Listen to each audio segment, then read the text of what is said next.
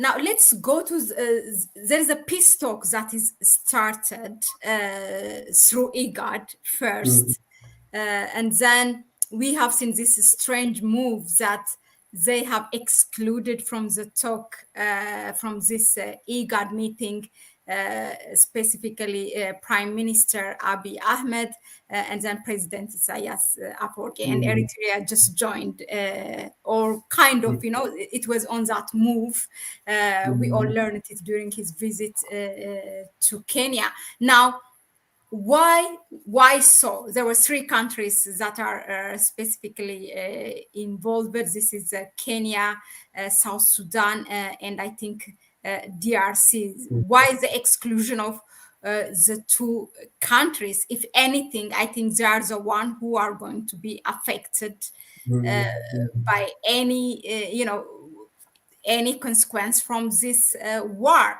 That's one. Secondly, President Ruto now has called, this is now beyond IGAD, and calling for the international so-called, when we always say international, who is international anyway, to intervene in this. And of course, he said together with IGAD and the African Union. What's your view on this? Well, Mahlet, we can only speculate why the true leaders were not present.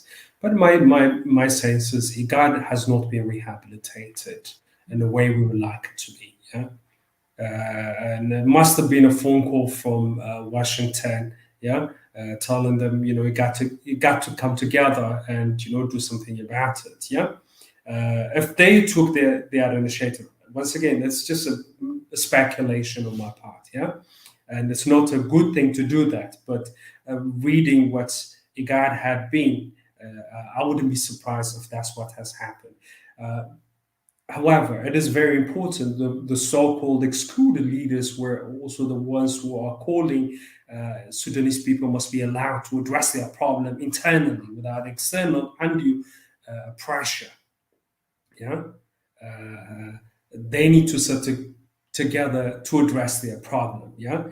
And I have no doubt behind closed doors they are somehow trying to influence leaders on the ground, trying to bring this conflict to an end, yeah? Because the ramification of this is going to be internalizing this conflict, and with more and more external actors involved in it. So you would have a Syria, Libya type of situation where planes from elsewhere start to fly through and bombing, places. America's already threatening the possibility of sending more troops to this area, and evacuation is being discussed and all that, yeah? And what do they call it? The task force being saved for. All this tells you that there are powerful players who want to intervene, and could see this as a perfect opportunity. That's a very dangerous thing. Yeah, they're calling it every crisis provides them an opportunity. That's how they see it. So misery of Sudanese people, they will try to extract something out of that, and that's the most dangerous part. So the two leaders that we see are not part of this discussion, IGAD's discussion in trying to resolve Sudanese situation. They were right out. They were calling that, yeah, internal issues must be dealt internally. Yeah, but for me, I know that there are some goodwills in IGAD, some members.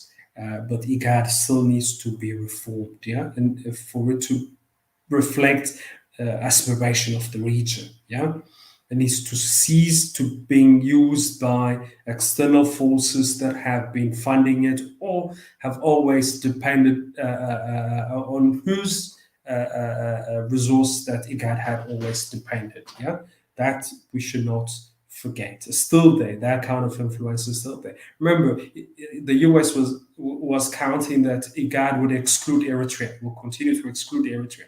That's what they hoped. But Eritrea started to to take part. We've seen a couple of meetings where Eritreans delegates took part in IGAD's meeting.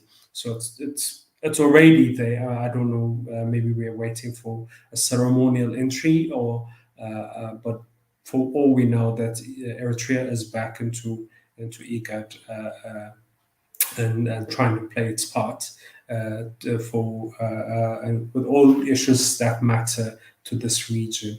And of course, Sudanese problem impacts Eritrea and Ethiopia the most. But I wouldn't say they were excluded in a manner that would tell you that that would this optics that we saw would represent. You remember these three leaders that were signed, they have not been able to travel.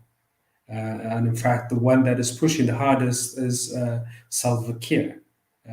He's been in touch with the generals apparently, and Ruto only spoke to them, I think, today. Probably had about 8 minutes contact with them, if I'm not mistaken, from what I've read. But sometimes we always have to take those reports with a pinch of salt. But that's where we are, and I think everybody wants peace for people of Sudan, and I have no doubt this will come to a speedy conclusion.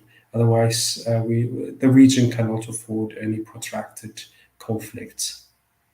It has enough of that.